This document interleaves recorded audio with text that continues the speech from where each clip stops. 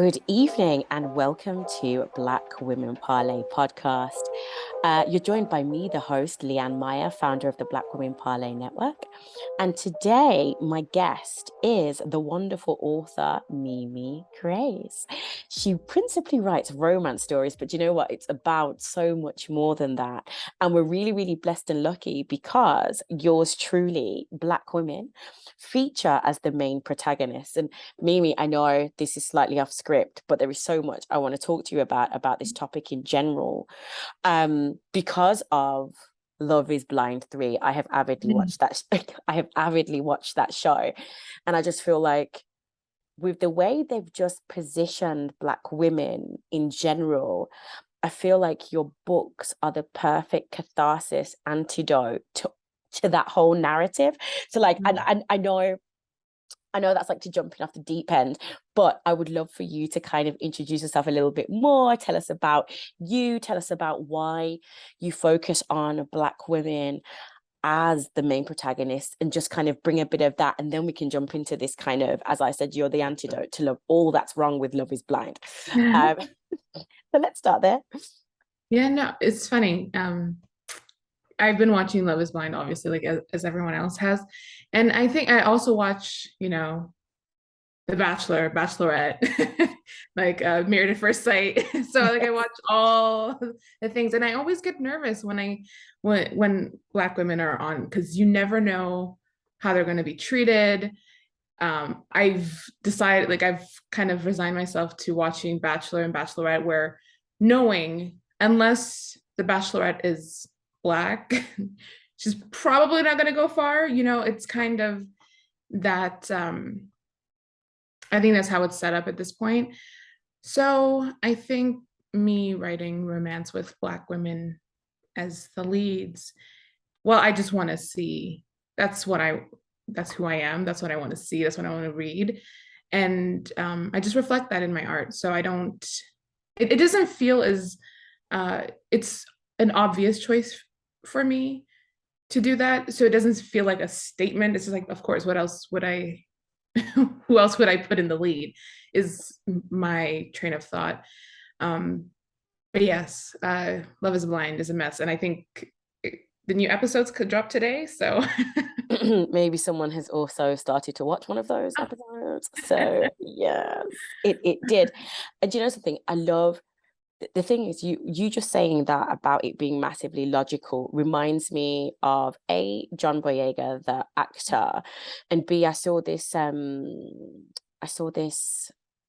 post on TikTok yesterday or this morning even, and this Black man was saying, why is it when I logically talk about liking Black women, it's an issue when every other race can exclusively date their own women without it being a statement, without it being an issue. And just you saying that, it's so obvious. I love that. I love that you've come from that space, because actually reading your books has now made me, I think I came across your books first, and then it kind of turned me onto a lot of other Black authors. But it's made me go, I genuinely cannot go back. Like, yeah. it's now very hard for me to engage with romance stories that don't have Black women as the main characters, just because I'm a little bit like, well, if she's not the main character, I cannot see myself in her, whether it's, and it's not even about like where they're located geographically, if it's Canada, the UK, or whatever. It's about, I know people say representation, but it's not just that. It's about the whole vibe. It's about the cultural references. It's about considering the fears we have. It's about it's, what was I? Yeah, that was it. I was reading this book that was co-edited by Brené Brown and Tarana Burke. And one of I'd say the most powerful points about Tarana Burke in that book is that she said, we need to be able to humanize Black stories.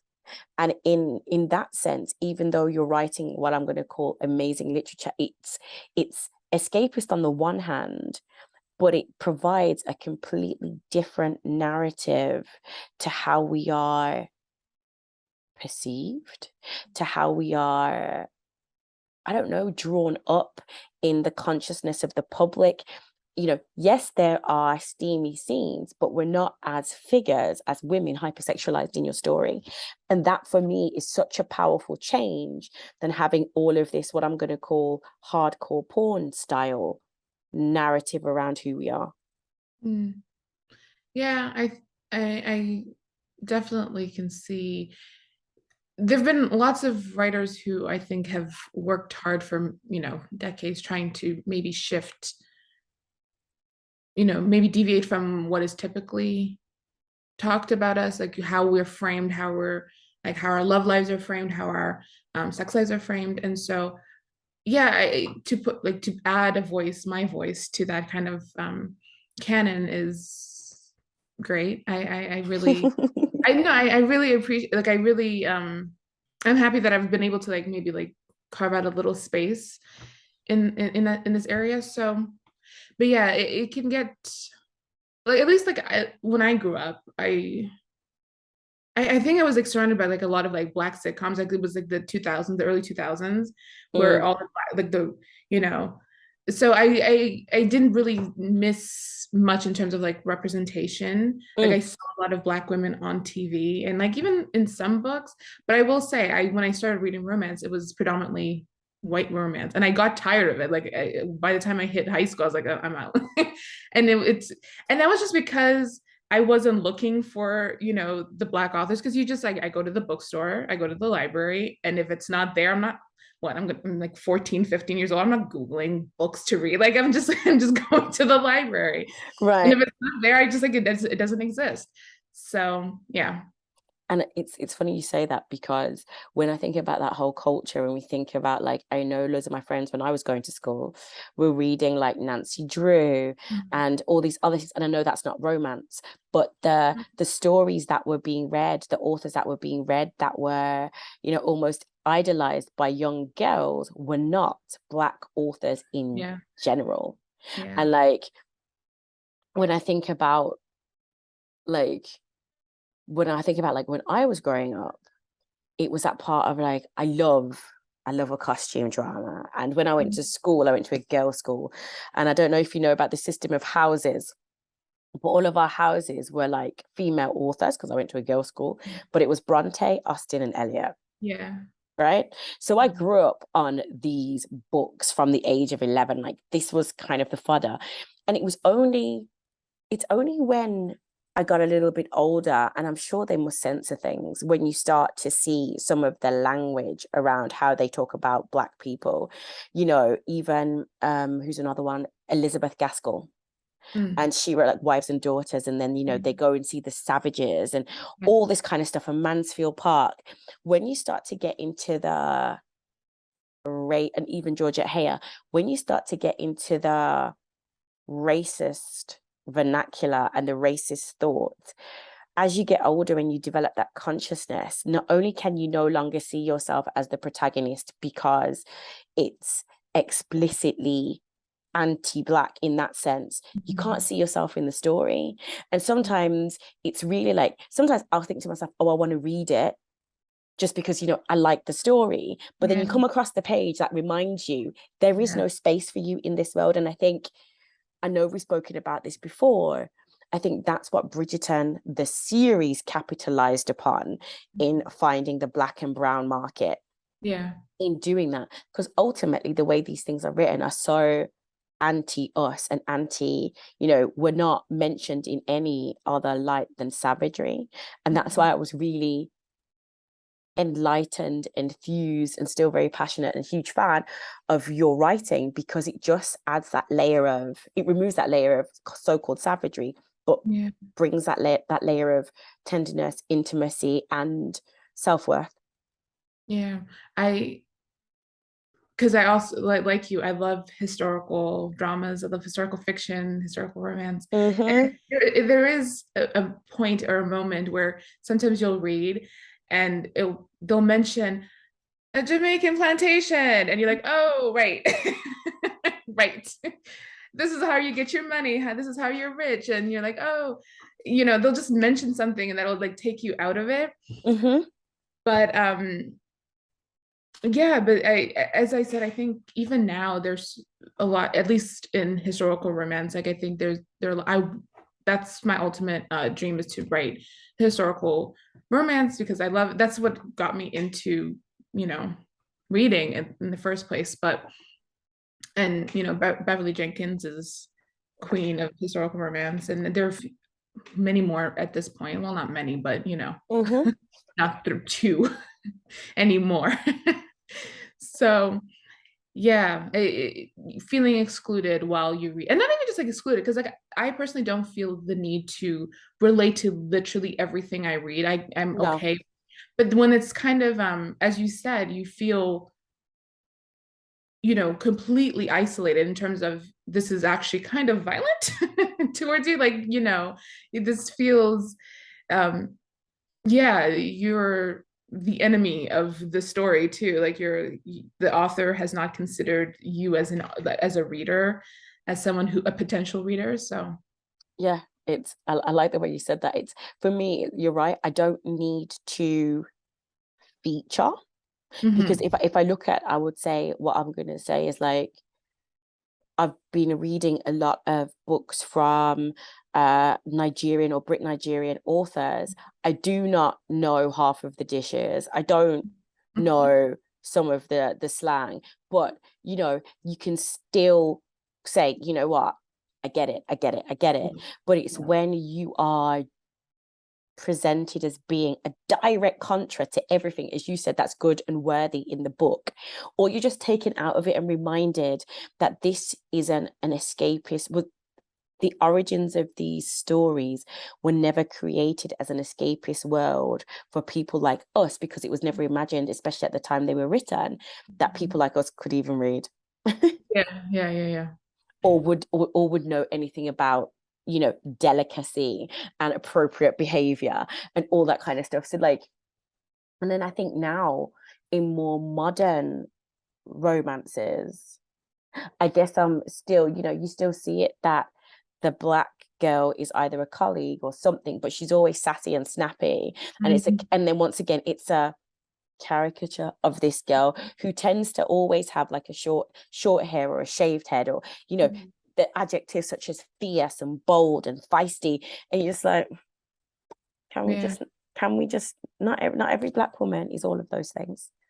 yeah. And I think if you only write one, you know, character, like if you only feature one black woman and that's what you end up defaulting to, that's when it becomes the problem. Because of course there are sassy black women, of course there are fierce black women, but if that's the only one you ever feature, it tells a lot about how you perceive black people, black women in particular. Yeah. And I just feel like, I mean, I don't know if this was your goal, but um actually I'm gonna rephrase it, and I'm gonna ask you, what is your hopes with all of your books? Like, what do you want black women to get out of this, to extract from this? How do you want them to feel? I want black women to feel, I know like being seen is such a very common phrase at this point, but I do like maybe not very specific things, maybe not in its entirety, but as you said, oh, I get that reference. Oh, this was meant for you specifically. Like I know, because I know there are different genders and different ethnicities who what read my books, but I also, you know, I don't, I try not to think about I want, at least I want people to, like black women to be like, oh, I understand this. And it doesn't matter if everybody else understands it. Um, I want it to be enjoyable, to laugh, to, squee, as they say, like, oh my God, this is so cute. Um, that's what I want. I think that's the purpose, of romance is, it's this fantastic, like this fantasy that you've kind of created about love. Because I think, in real life, love is a little bit more complicated than, you know, how I portray it. I think it's, and it doesn't necessarily last for, that's kind of sad, but you never know what happens in the future. But like, I think romance, you just like, it's forever after that's done. It's finished. So I like fantasy of it all. Yeah, just and I think there's some part of me like I love the I love the dare to dream part, and I love the Mm. fact that it's gonna like it's gonna go really well. Then there's gonna be a crisis, but then Yeah. they're gonna figure it out, and they're gonna Yeah. come back together, and then you go, and then they live happily ever after. Amen. Yeah. Goodbye. But it's that part I think around like validating that's Mm. a possibility for us in a space of like in a space of fantasy where you can curl up with your book and there is that happy ending for us. Mm. Because I'm not sure if you've read this book. It's called The Sex Lives of African Women. No, but you mentioned it. Yeah. I read it, so I downloaded it at that point. I read it, and I don't want to spoil any of this for anybody, but I'm going to say it's heavy lifting. And the reason I'm going to say it's heavy lifting is because for me, there was no real light at the end of the tunnel. It was very much sex, Black women involves trauma. And Mm-hmm. it didn't feel as though there was the upside around Mm-hmm. healing. And I'm not saying that romance is there to heal, but I am saying it just creates the possibility. Because if they say life imitates art, then it's that part about giving that same level of we have this possible. This is also possible for us. Definitely. This is possibility, and I think to have that somewhere on paper that doesn't feel I think I think period or like period pieces are amazing, but they feel so distanced from where we Mm. are today that I think having something that's contemporary just reinforces, do you know what, in the time of Instagram, in the time of this, in the time of, all of these online connections, that this is still a possibility somehow. Yeah. Yeah, definitely in terms of because as if you repeat narratives, you start to believe it. Yeah.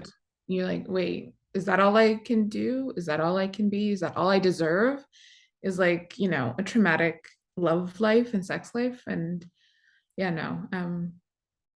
Yeah, seeing media that's variation of everything, speaking to our trauma and speaking to maybe pain, but also Mm-hmm. that's not what humans, even like the most depressing moment in your life, there's still like these little pockets of joy, and not to ever express that, I think, is in itself like dehumanizing, to just say that this is how you are, this is innately what you're here on this earth is just to experience pain and suffering, is kind of a bleak way to look at all, a demographic, like an entire demographic. So yes.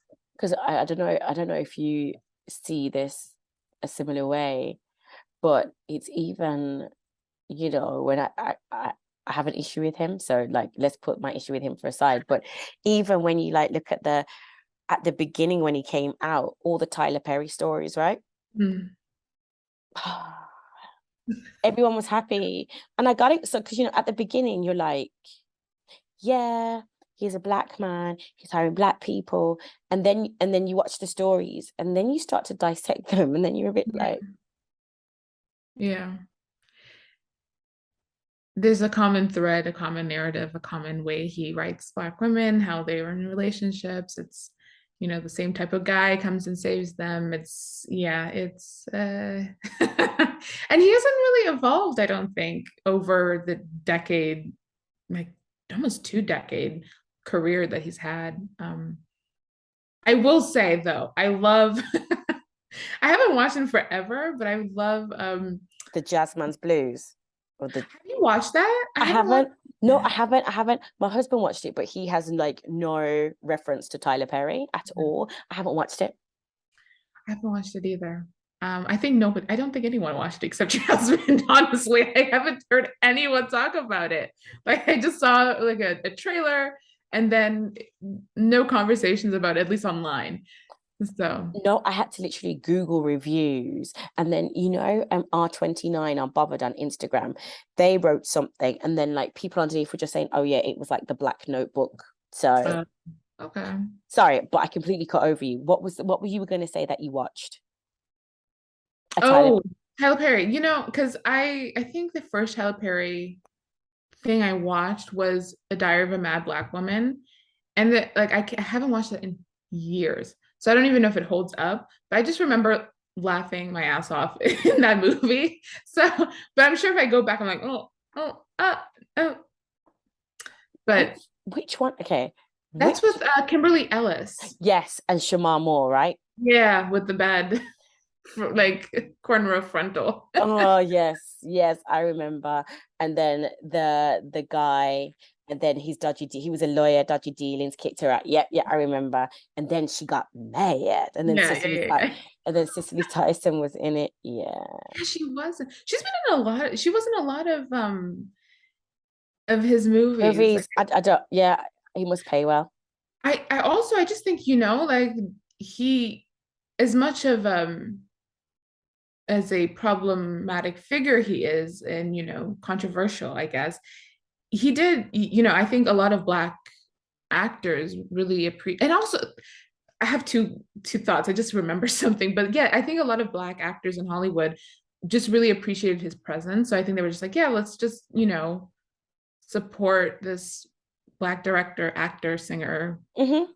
producer, writer, man who doesn't like to pay his people. But also, I one funny thing about Tyler Perry is that he just ends up showing up in all these random pop culture things. Like I remember watching the Oprah Meghan Markle special, and I could not even. I was like, "What? Tyler Perry? You know how? Did you watch that?" No, because it was like they So much. obviously crucified her on Yeah. in the UK press, but just seeing the 2 second acting, I was like, I can't watch this whole thing. But then him giving her her house and then him saying about it, like Yeah. I just wanted her to know that someone was there for me. Like Yeah. what? Yeah, he is. No, do you know when you just said that? I should. You just when you said about giving people child or people were happy, it was like The Rock got one of his first big breaks from Tyler Perry. It was like 2 second scene at Why Did I Get Married To? Oh. At the end when he plays Janet Jackson's potential love interest, because that's when he was like, I'm gonna say, black cading, playing Uh, up his black side yeah. that he doesn't really do in general. Yeah. I think that has to do. Yeah. That's an interesting one, The Rock. And he has a movie that's out right now. Um, He's always got a movie out, but yeah, I know. Like we digress, but being you're like, yeah, let's just go there. Like, no, no, no, no, let's go back. Let's go back. No, but it is that thing about like no one says love's perfect, and mm, it is flawed, but the depths to which Tyler Perry created this flawed love that ultimately every black woman had to sacrifice herself and give up her whole identity, beliefs, values, and principles in order to get this massive, like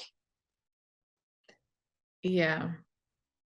And he tends to have like a savior. It's not even just like, a partner. It's not a yeah, partnership. no, It, it's you've made the wrong decision. Now you're at, rock bottom, and here comes this man to pull you back up, show you how you're loved, how you need to be loved. Yeah, it's uh, yes. yeah, and I think this is the reason for me why I'm not saying that men shouldn't write love stories. Nothing of the sort. But you know how they say random fact, but I think they said like only 2% of sex toys ever invented were created by women, for example. It's Mm, that thing about there is something about a story written by women out of our view to create love and romance that is still very different to a man creating love and romance for us and giving us a character. mm.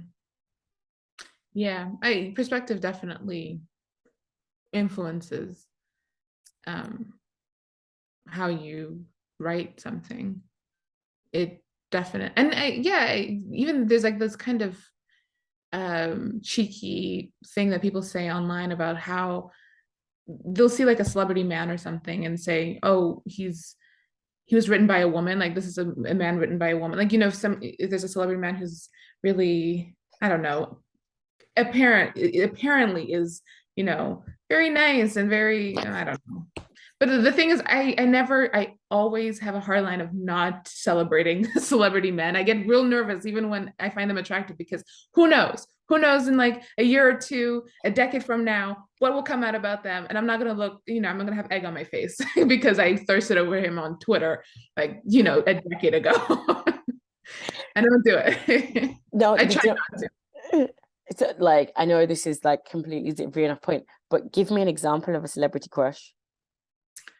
Oh, um, it fluctuates between like, you know, depending on what I'm watching at that point, like what show, what movie I just watched. But I just saw some photos of Yaya Abdul Mateen. Is it the second or the third? I don't remember what his if he's the second or the third. He's from um the latest Candyman, the recent one. So first of all, I'm not watching no horror, so this is the No. wrong Okay. I didn't watch it either because I'm also I'm a no. big scaredy cat. I had to figure I don't like supernatural horror. No, listen, let's just jump over that whole conversation. No, no, Yeah. no. No. But he was in Aquaman. So he was the praying mantis. He was next to Jason Momoa, like the villain in no, you don't watch that. Okay, what other thing? He really hasn't acted in Ambulance. Like he was with Jake Gyllenhaal in that random movie that came out during the pandemic. You're like, this girl does not watch movies. Oops. Um, Well, I'll have to Google him afterwards. yeah. But it's like, you know, it's this part of like just being able to crush and it just be not even serious, but just, you know, this I'm going to call it this lightness because that's the same thing that you have in your book is that yes, there are serious topics. Yes, there are obviously the prerequisite drama, Mhm. but there's a general lightness that you can read the book, you know me, like read a book, put it down, read it again, you know, and still find new things to enjoy. But you know that it's an uplifting one, even though you know you're going to hit some sort of bumps in the road. Um, and for me, it's also that bit about creating opportunity to have this space, to have this kind of space in your mind that this could be you. You're there making eyes at Jason. Sorry, who anyone's listening, you'll become familiar with the characters. You know, making eyes at Jason. What is he now? A dentist. Yes. See, I know you're like, "Ew, which one?" I'm like, that one. Yeah. I had to think about it myself. I'm like, yeah, the dentist, that's right, him. You know, all of those things are you're like, yeah, I get it, I see it, it could be possible. Because like even when I think so before my other podcast, if anyone wants to check it out, it's called Black Female in Dating. Available on Spotify and Apple Podcasts. I have not been developed enough to do the whole Stitcher whatever thing. Mhm. But even then when we were talking about it, it's this whole thing also around like not just how we show up and where we show up, but it's that bit around we get a story that's not just cut off. And that for me brings us to kind of the Love is Blind 3 thing, which is when you looked on the Instagram, you saw all these black girls, Mhm. you saw these black girls in the women's or black women in the women's living area as the sounding board. Yeah. Yeah, there's But where were they? yeah. I have light skin Raven who likes to work out.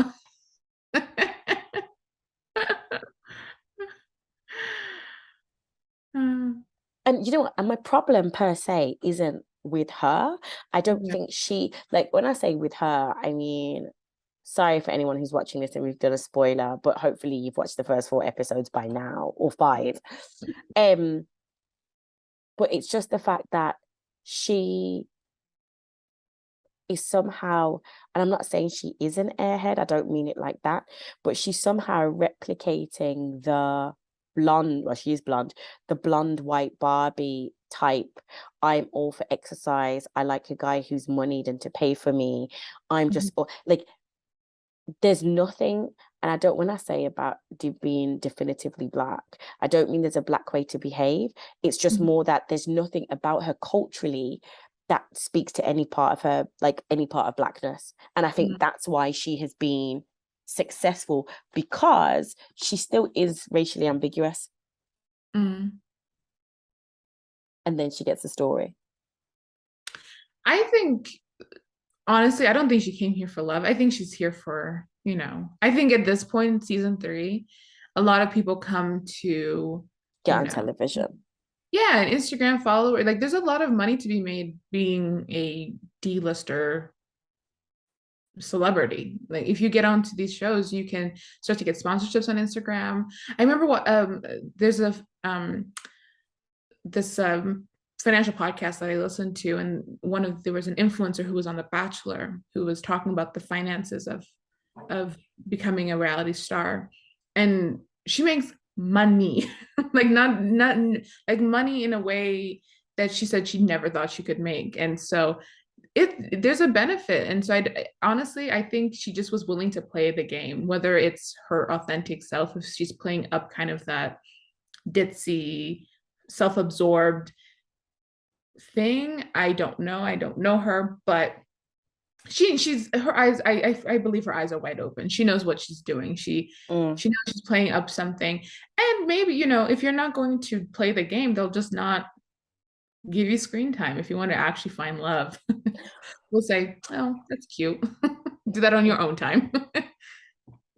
Which in many cases is the irony. It's like these black women that go on there are giving it a chance.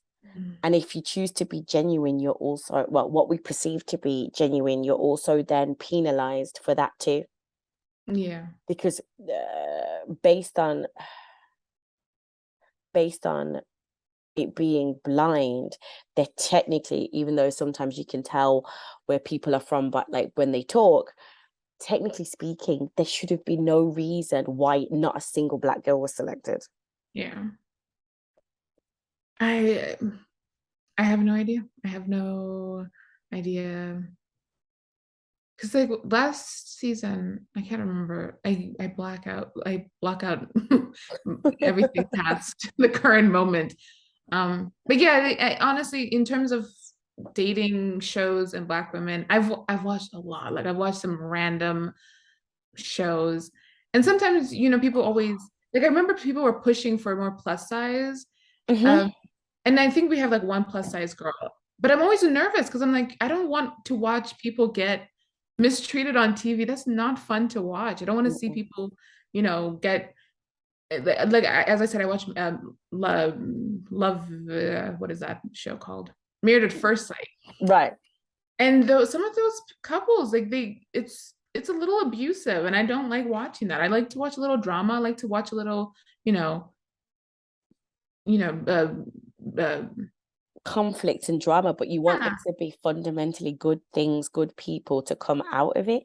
You don't yeah, just want it to be, I'm going to say, low blows. cruel. And actually, there was this, I'm not sure if you watched this one. It was based in Austin, Texas, and I think it was called 20 somethings. No, 20 somethings. That's what the show was called? I think so.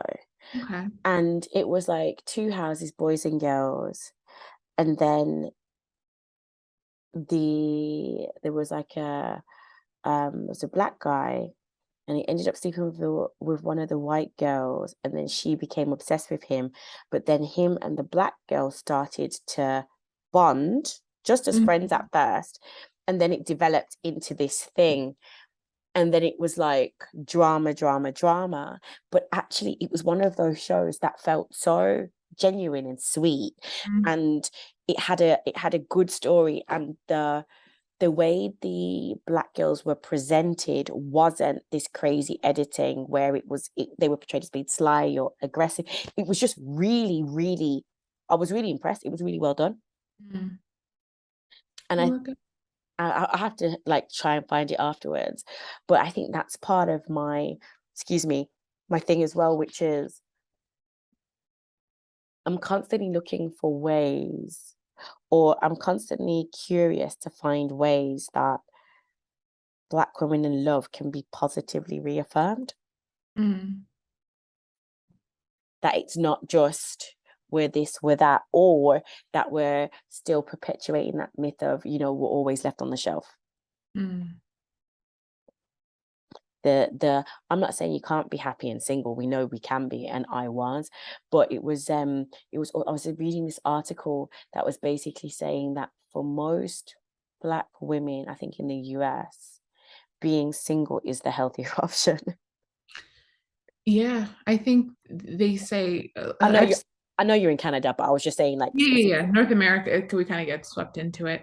But I think you tend to see those kind of studies or those statistics about women in general. Like you live longer than if you're a woman who dates men, like you tend to be happier alone, or you live longer, or after divorce you thrive.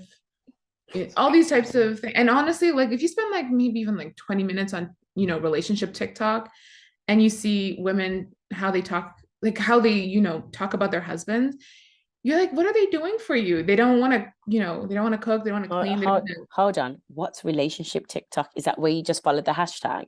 No, no, no. I'm just saying, like, Because I'm like, oh, let me see this. honestly, if you just go, I don't know, a couple. This is my For You page. I don't know who I started following for this to start getting recommended, but I tend to see, like, women who talk about their husbands not, cleaning up after themselves, or, I saw one where a woman talked about her husband she's like, oh, can you pack the dinner like we had tonight and just like store it? And he just took like the big crock pot and put it in the fridge because he didn't want to be bothered. And I was like, but what's this? Like they talk about, especially like, fathers who don't want to like deal with their kids like at all. And, you know, the mom is here, maybe she works full time and also takes care of the home. And so I'm just like, what's he there for? What's he doing if it's not to like be a partner? He's just there, not pulling his weight, doing yeah. whatever he feels like doing. Yeah, yeah. Because there's also this other book that I read a few years ago, which is called What's Love Got to Do with It? How to it's not to do with Tina Turner. Yeah. How to heal the rift between Black men and Black women. And it was Mm, just talking about this thing around like if you've grown up hearing maybe your mom cuss out Black men and say, they're worthless, or that's the environment you grow around, then it does all of that. And when you start to kind of dig into some of these kind of deeper topics around generational trauma and the rift between ourselves and all this kind of stuff, it makes it even more important in my mind that there are spaces and places we can go to escape, mm, or have an escape and be in a dream world and say, I would like a life like that. mm.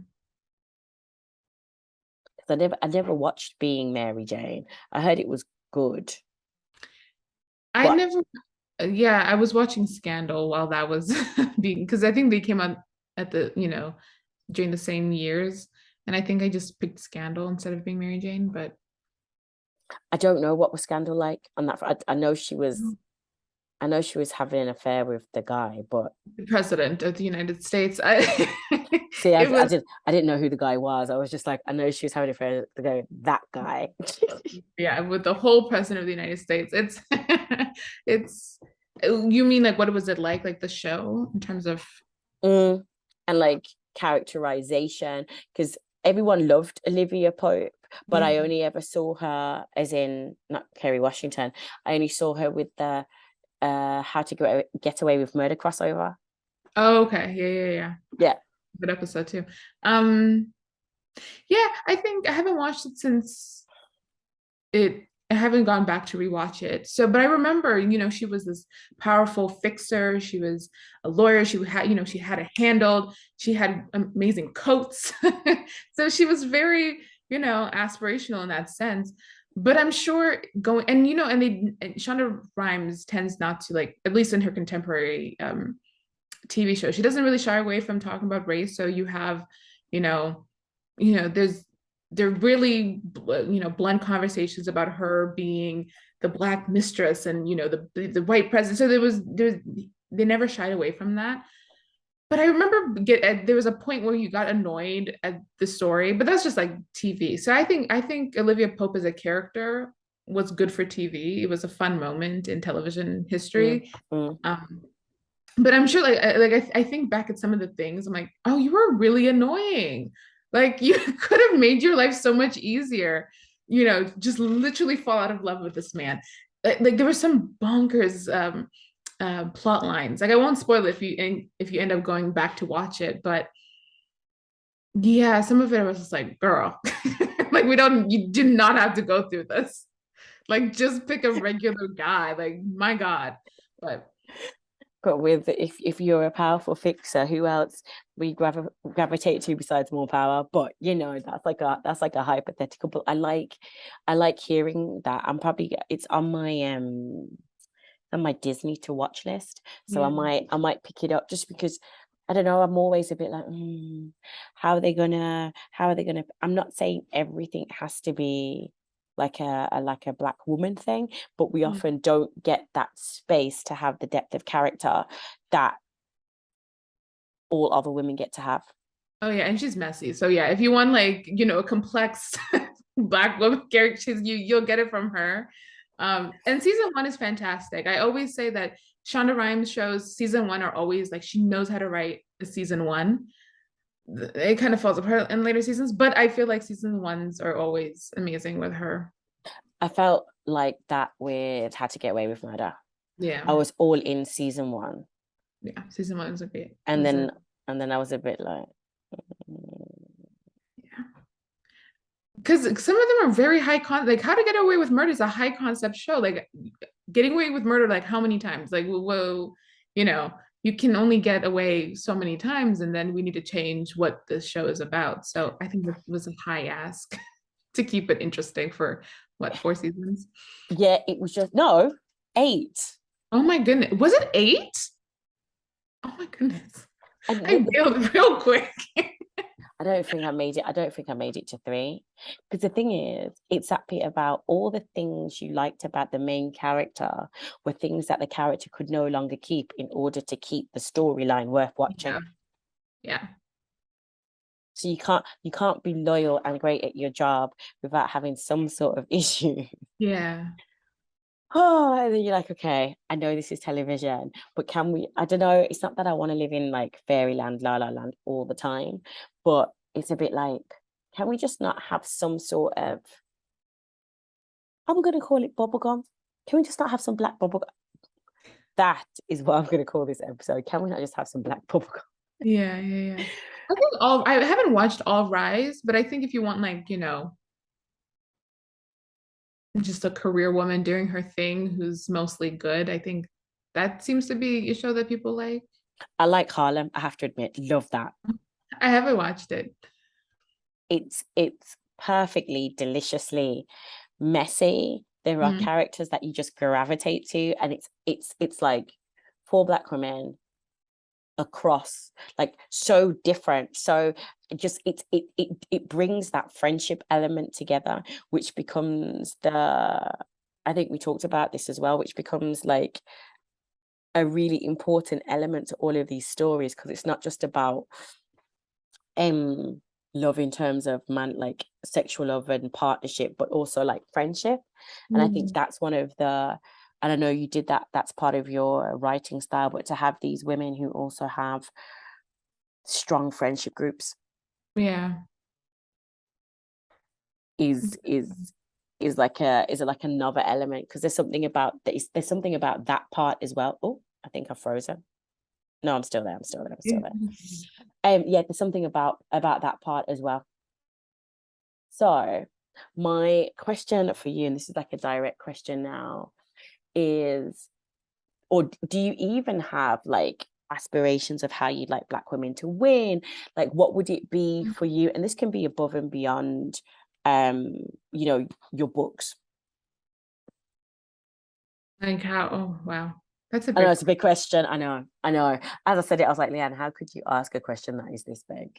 Yeah. But I just, I think equity in all factions of life is the ultimate goal. excuse If me. equal pay for equal work, you know, reproductive justice. Like for how personal do I want to get? So for instance, I think about um so I had a myomectomy this summer. Yeah, I had some fibroids, and fibroids, Mm, they show up a lot in Black women, Black people with wombs. Like I think I can't remember the rate at which we get it, but research in uterine health is very underfunded. It's not as funded as other factions of healthcare. So things like that, like why is it? Because they don't know the reason why there's fibroids. there's something coming out. There's some articles I have to share it with you Yeah. that they're saying that the chemicals in hair relaxers are linked to the fact that Black women have fibroids. I was I, like, I saw that, but the one thing I will say is since I've been like in this kind of hellscape of health, is that a lot of like these studies and even like that, I don't doubt that we will find something that hair relaxers have negative effects on health. of course. It makes sense, but I'm also weary of sometimes like listening to some of these studies just based on like because the research, you start to like look at the research and like this study is kind of faulty, or this is a little bit, because every year you'll have like an article that come out, be if you eat less meat, Listen, your chance for cancer, and it's like, yeah, probably, but at what rate? And yeah, no, I agree. I agree. I was just thinking it was funny that you said that just because today I'm in a chat and everyone's like, look at this, look at that. And I'm a bit like, yeah, but I haven't relaxed my hair for 15, 18 years. yeah, I don't even know if I have fibroids, but like uh, one person's like, yeah, well, two of us relaxed our hair and we have it, and one of my sisters didn't, and she doesn't have it. But that is also not a study. I no, should have said. exactly. And there's so many factors. Like my factors just like piled up, and I was like, okay, yeah, great, that makes sense. But um, and most people with uteruses have fibroids. They're benign, and then you kind of just like live your life with them. And also, Mm, you had kids, right? So you reduce your chances for fibroids the more kids you have. I don't know if you have one or more, two. Yeah. So you reduce your chances. And like I remember my gynae was like, yeah, so if you're gonna have kids, like that will I was like, let me give me a second.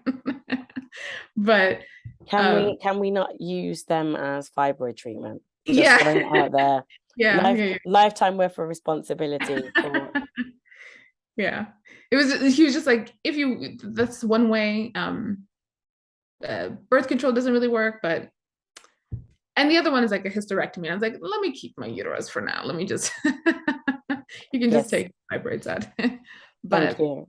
yeah, it's so like things like that. Like that's how I just like, healthcare, even like the mortality rate, you always hear those about childbirth and Black Mm, women.